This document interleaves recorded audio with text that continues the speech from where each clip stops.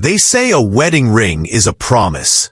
To love, to stay, to endure. But sitting there with a drink in my hand and a hollow in my chest, my ring felt less like a promise and more like a prison. I didn't plan to kiss a stranger. I didn't plan to let him touch me where even love had stopped reaching. But when his mouth found mine in the darkness, when he peeled the loneliness off my skin with his hands, I tasted freedom. And that night, my wedding ring didn't stop me. Nothing could. This is my story. I sat alone at the bar, nursing a whiskey I barely tasted. My wedding ring caught the light every time I lifted the glass, a cruel reminder of a love that had withered into silence. I thought about leaving my current partner 1,000 times, but habit was a powerful thing. And fear. Fear was stronger. Fear of starting over. Fear of admitting to myself that what we had wasn't love anymore. Just two people stubbornly clinging to memories of a life that no longer fit. The bar buzzed around me. Laughter, clinking glasses, the low thrum of music. It all felt a million miles away. I sat in the middle of it, invisible, hollowed out. We had promised to work on things tonight. We even set a time, a plan. No phones, no distractions, just us. But when the clock ticked past 8 and his message flashed on my screen, sorry. Caught up at work. Rain check. Something inside me finally snapped. So here I was, alone, again, trying to drown the taste of disappointment in cheap whiskey and the company of strangers who didn't know my name and wouldn't ask for it. I should have left the bar. I should have gone home, curled into the cold side of the bed, and convinced myself again that it was enough. That we were just going through a rough patch. That love sometimes felt like loneliness, and that was normal. But instead, I ordered another drink. Instead, I stayed. The bartender slid the glass towards me, offering a tight, sympathetic smile. I wondered if he could see it too. The way the sadness clung to me like smoke. If he did, he didn't say anything. He just kept pouring. I stared at the whiskey, watching the amber liquid swirl and catch the dim light overhead. My reflection fractured in the glass. A ghost of the person I used to be. I barely noticed when he walked in. The stranger. At first, just another figure in the haze. But something about him cut through the noise. The way the sharpness of his jaw caught the light. The quiet confidence in his stride. He was like the first breath after drowning. Sharp, painful, necessary. And when his eyes met mine across the bar, it was like something inside me shifted, clicked, and even broke. I looked away quickly, heart hammering, scolding myself for even feeling that flicker of awareness. But it was too late. The match had been struck. And I was already burning. I ordered another drink. Maybe my 10th. Maybe more. The world blurred at the edges, but it wasn't enough to drown out the ache. And then, out of nowhere, I felt it. Eyes on me. I turned. Across the room, he watched me. Not the casual glance strangers give when scanning a crowd. No! This was something sharper, intentional. He saw me, really saw me, the way no one had in a very long time. I should have looked away, should have focused on my drink, pretended I hadn't noticed. But I didn't. Instead, I met his gaze head-on, like a challenge I didn't know I was desperate to lose. He didn't smile, not at first. Just tilted his head slightly, studying me with a curiosity that sent a jolt straight through my chest. It was reckless, the way I held his stare. Dangerous. I could almost hear the warning screaming in my head. You're married. You're lonely, not stupid. You know where this leads. But the whiskey made the warnings sound small, distant. He moved first, pushing off the wall with an easy grace, weaving through the crowded bar like the sea parting for him. Each step closer made my pulse quicken, made the ring on my finger feel heavier, louder. I glanced down at it instinctively, guilt flaring up like a slap. But when I looked back up, he was standing right in front of me, close enough that I could smell the faint scent of smoke and something darker, richer, clinging to him. "Rough night?"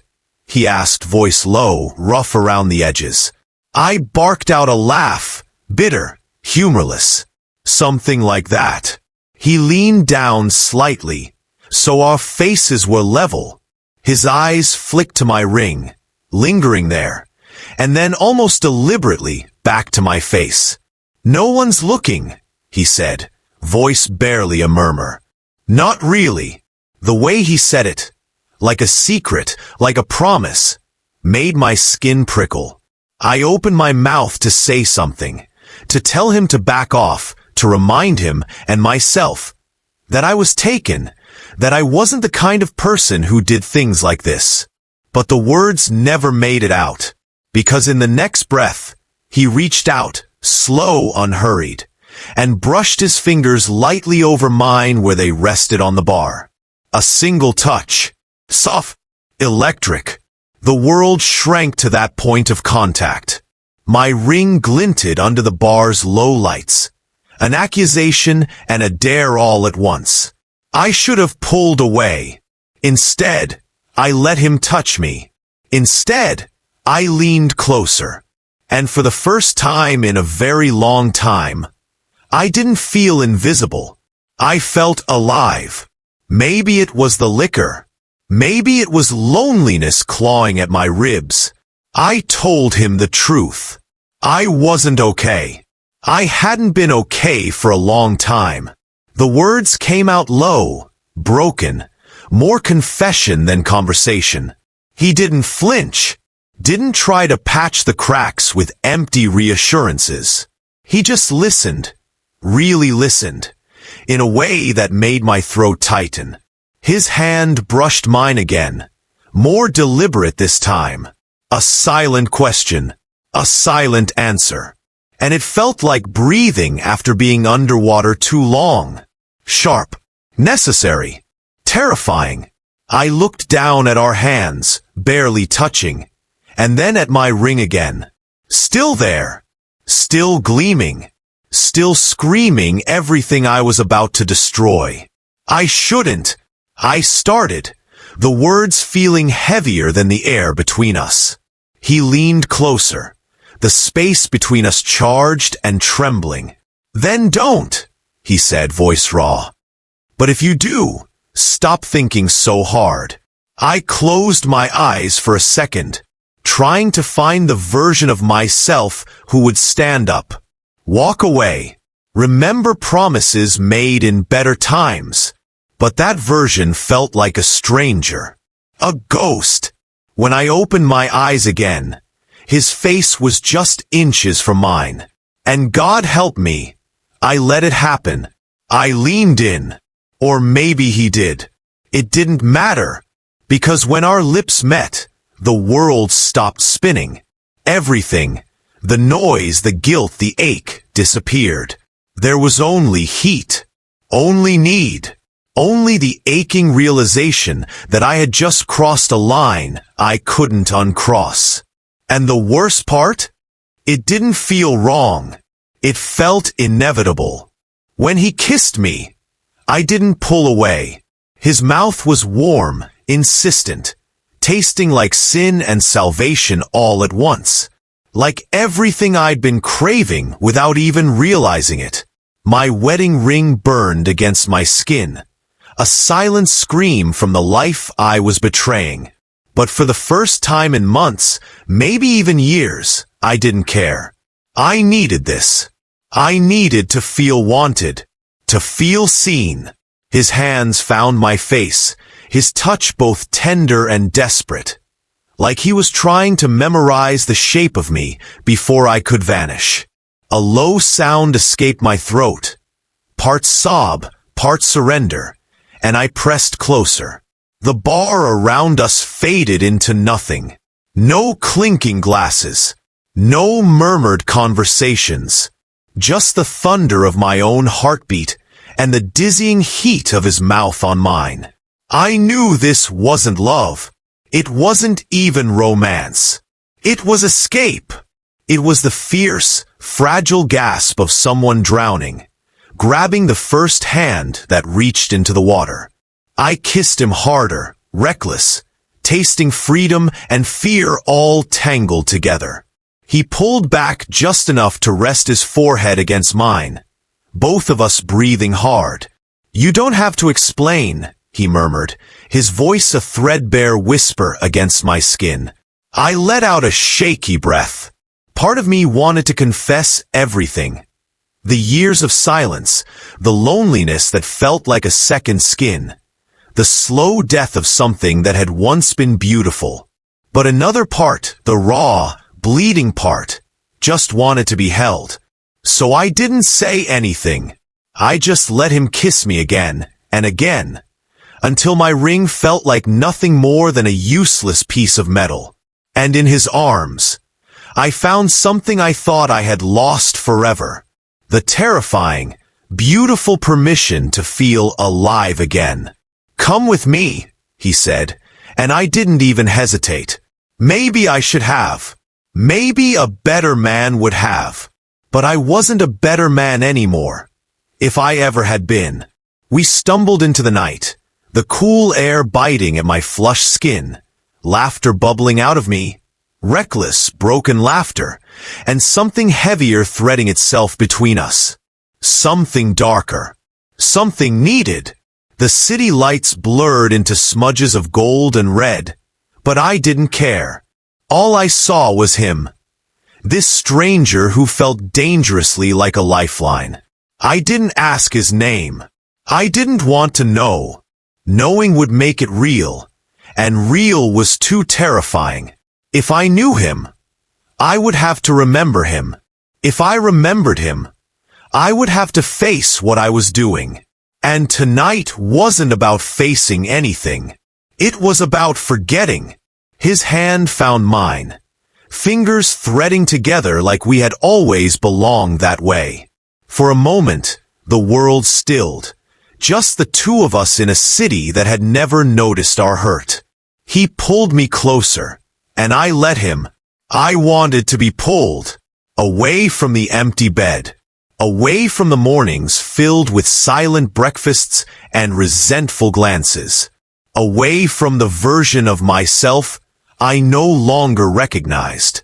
We ducked into a side street, shadowed and forgotten, and he pressed me against the wall, his mouth finding mine again, fierce and greedy. I kissed him like I was starving, because in a way I was starving for connection, for heat, for the smallest scrap of feeling that didn't taste like ash. His hands roamed my body, and mine answered back, both of us reckless, thoughtless, human. I felt alive in a way that scared the hell out of me. Alive and guilty. Alive and free. Alive and utterly lost. Somewhere in the back of my mind, a voice whispered that there would be consequences. That nothing built on this kind of brokenness could survive the morning. But for tonight, I didn't care. Tonight, there was only this madness, this stranger, this moment that tasted like both a beginning and an end. And I surrendered to it. We crashed into a shadowed alley, hands desperate, mouths finding skin and breath and warmth. There was no hesitation now, no second thoughts, just the feel of his body pressed against mine, and the overwhelming flood of sensation that came with it.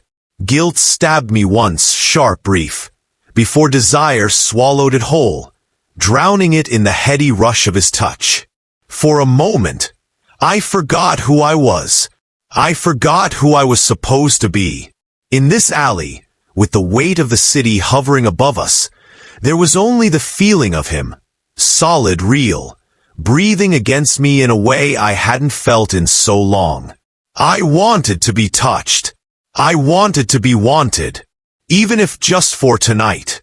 For tonight, I wasn't the man who had failed at his marriage. For tonight, I wasn't the one who had let things slip, who had let her slip away too. I wasn't the man who had betrayed vows and promises that now seemed like distant echoes of a life I could never return to. I was just a body, a man, and the stranger who had pulled me out of the wreckage. His fingers traced down my spine, making me shiver. I was breathless. Not from running, not from any physical exhaustion, but from the force of what he made me feel. For too long, I had been numb. For too long, I had kept my hands to myself, my heart locked away, my desires buried under the weight of expectations and responsibilities I had never asked for. But here, in this dark alley with the city's pulse in the distance, I was free. Free to feel. Free to be lost. He kissed me again, harder this time, pulling me into him like I was the air he breathed. And I let him take me. Let him erase the parts of me that felt small and insignificant. We were strangers. Strangers in the dark, bound by nothing but the hunger in our bones and the need for escape. I could taste the whiskey on his breath, the heat of him flooding my senses. It felt right in a way that terrified me. It felt like surrender. And for once, I didn't care about consequences. The morning light was cruel. The sharp, blinding rays cut through the curtains like an unwelcome reminder, burning the night away, leaving nothing but the weight of the empty bed beside me. I lay there, tangled in sweaty sheets, breathing in the stale remnants of last night. His scent still clinging to my skin, mingling with the sharp taste of whiskey on my tongue. The room was too quiet, the silence pressing in, and I felt every inch of it. I turned over, expecting warmth, but the other side of the bed was cold. Cold like the emptiness that had begun to gnaw at me from the inside out. I reached for my phone, half hoping to find a message, something, anything, but there was nothing. Just the blaring silence of an unspoken connection. My wedding ring felt heavier than ever as I slipped it back onto my finger. The cool metal was an anchor, but it also felt like a shackle, pulling me back to the life I had tried to leave behind for just one night. It wasn't supposed to happen this way. I wasn't supposed to feel like this, but I did, and it was suffocating. I sat up slowly, my body aching as if I'd fought a battle I wasn't prepared for. My mind kept replaying the events of last night. His hands on me, his kiss, the way he made me forget. The way I had let myself forget everything that mattered for a fleeting moment of freedom. I stood up, the floor cold against my feet, and walked to the window. The world outside was awake, moving, indifferent to the storm raging inside of me. Was it just a mistake? Or was it something more? But then the reality hit me, sharp and undeniable. I had betrayed my vows. I had crossed a line that couldn't be uncrossed. And now, I was left to pick up the pieces of a life that no longer felt like mine. The guilt started to settle in, deep and suffocating, but it was mingled with something else. A fear I couldn't place. I thought about my partner. About the person I'd once promised to love, to cherish. But now, all I felt was an overwhelming emptiness, a disconnect that stretched out between us like a chasm too wide to cross. I couldn't even face the thought of going home, of seeing the familiar face that now seemed so distant. I wasn't ready to deal with the mess I'd made. I wasn't ready to face the truth about myself, about the man I had become. So, I did what I always did. I pushed the feelings down and pretended everything was fine. But as I stood there, looking out at the world that kept turning without me, I realized something. I wasn't fine. I hadn't been fine for a long time, and I had no idea how to fix it. At home, everything looked the same. The walls still held the faint scent of vanilla candles I had lit years ago. The couch still sat in its familiar spot, and the clock on the wall ticked away the seconds like it always did. But something inside me had shifted, had shattered, in a way that made all of this seem so insignificant. My husband sat in the living room, reading the paper, as if the world hadn't just slipped from under my feet. His presence was comfortable, familiar even, but there was a distance between us now, one I couldn't bridge. I walked past him, trying not to make any noise. I didn't want to talk to him. I didn't know what I would say, what I could say. I didn't know how to look him in the eye and pretend that nothing had changed, that nothing had happened. I made my way to the bathroom, my steps mechanical. The door closed behind me with a soft click, and I stood in front of the mirror, staring at the man who now faced me. The reflection was strange, as though it belonged to someone else. I barely recognized him. The man who had stumbled into a stranger's arms, who had kissed him with a desperation that still lingered on my lips, felt like a different person entirely. I ran my fingers over the cool surface of the sink, my gaze fixed on the eyes staring back at me. "Who are you?" I wanted to ask, but I already knew the answer. I was someone broken, someone who had given in to something I couldn't explain, couldn't justify, even to myself. The man in the mirror had lost control, lost sight of everything that had once felt so solid. The guilt swirled within me, making my chest tighten with each breath. My wedding ring gleamed at me from my finger, a stark reminder of everything I stood to lose. A symbol of a commitment that felt like it had faded into oblivion in the span of a single night. I thought about how it had burned against my skin when the stranger had kissed me. How, for the first time in so long, I hadn't cared about anything else. Not the ring, not the vows, not the life I had built with someone else. But now, it felt like a weight I couldn't carry. I thought of my husband again, of how he had been sitting there, completely unaware of the storm raging inside me. He had no idea that the man he loved was slipping away, that the person I had been was breaking into pieces that no one could piece back together. I closed my eyes and rubbed my temples, trying to push away the suffocating pressure. I didn't want to cry. I didn't want to feel this, but the truth was undeniable. I had crossed a line, and now there was no going back. Days later, I sat at the kitchen table, the late afternoon light bleeding across the wood in golden streaks. My wedding ring caught it, flashed like a cruel reminder, a polished shackle clinging to my finger. I turned it slowly, feeling the coldness of the metal, wondering how something so small could carry the weight of an entire life. I should have felt guilty. I should have been consumed by it. But what surprised me most was the emptiness, a hollow space where guilt should have lived. Maybe the real betrayal wasn't kissing a stranger. Maybe it wasn't the way my hands had fumbled with his clothes, or the way our mouths had bruised each other in the dark. Maybe it wasn't even waking up alone, slipping my ring back on as if it could erase the hunger I'd tasted. Maybe the real betrayal was sitting here now, pretending this life still fit me. Pretending love still lived in these walls when all that remained was habit, fear, and the slow rot of indifference. I thought about the man from the night before. His hands, his mouth, his eyes heavy with understanding. He hadn't asked me to explain myself.